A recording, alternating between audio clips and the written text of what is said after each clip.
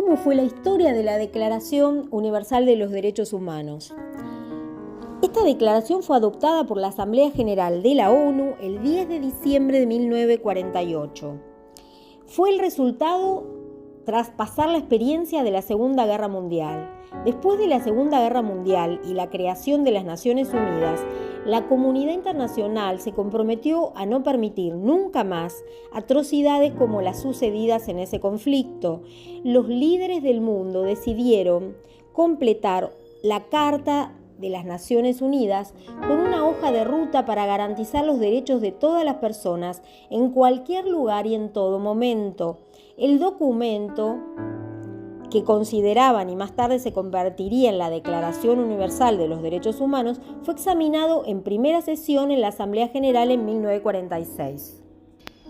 La Asamblea revisó ese proyecto de declaración sobre los derechos humanos y las libertades fundamentales y lo transmitió al Consejo Económico y Social para que lo sometiera al análisis de la Comisión de Derechos Humanos y que ésta pudiera preparar una Carta Internacional de Derechos Humanos.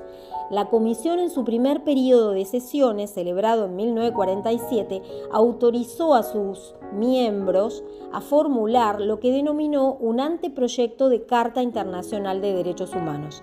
Posteriormente, esta labor fue asumida oficialmente por un comité de redacción integrado por miembros de la Comisión procedentes de 8 estados, que fueron elegidos teniendo debidamente en cuenta la distribución geográfica. La comisión estaba integrada por 18 miembros de diversas formaciones políticas, culturales y religiosas. Eleanor Roosevelt, la viuda del presidente estadounidense, presidió el comité de redacción de la Declaración Universal de Derechos Humanos.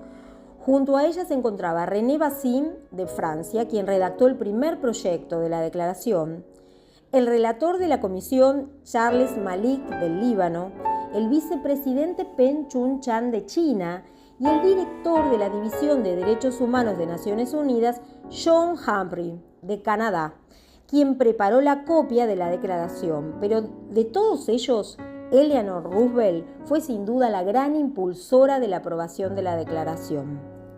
En sus memorias ella contó: el Dr. Chang era un pluralista y mantenía de una manera encantadora que existía más de un tipo de realidad concluyente. La declaración, decía, debería reflejar ideas que no se identificaran únicamente con el pensamiento occidental, y el Dr. Humphrey tendría que saber aplicar un criterio ecléptico. Su comentario, aunque dirigido al Dr. Humphrey, en realidad estaba dirigido al Dr. Malik, quien no tardó en replicar explicando detenidamente la filosofía de Tomás de Aquino. El Dr. Humphrey se sumó con entusiasmo al debate y recuerdo que en un momento dado el Dr. Chan sugirió que tal vez convendría que la Secretaría dedicara algunos meses a estudiar los fundamentos del confucianismo. La versión definitiva redactada por René Cassin fue entregada a la Comisión de Derechos Humanos. Estaban sesionando en Ginebra. El proyecto de declaración enviado a todos los Estados miembros de las Naciones Unidas para que formularan observaciones se conoció bajo el nombre de Borrador de Ginebra. El primer proyecto de la declaración se produjo en septiembre de 1948 y más de 50 Estados miembros participaron en la redacción final. El 10 de diciembre del 48, la Asamblea General reunida en París aprobó la Declaración Universal de Derechos Humanos. 8 naciones se abstuvieron de votar, pero ninguna votó en contra.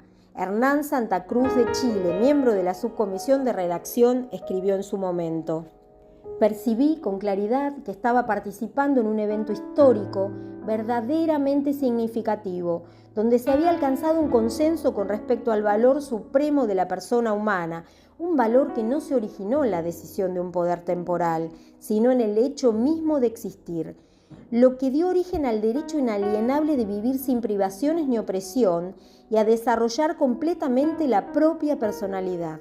En el gran salón había una atmósfera de solidaridad y hermandad genuinas entre hombres y mujeres de todas las latitudes, la cual no he vuelto a ver en ningún escenario internacional. El texto completo de la Declaración Universal de Derechos Humanos fue elaborado en menos de 2 años, en un momento en que el mundo estaba dividido en un bloque oriental y otro occidental. Encontrar un terreno común en cuanto a lo que sería la esencia del documento resultó ser una tarea colosal.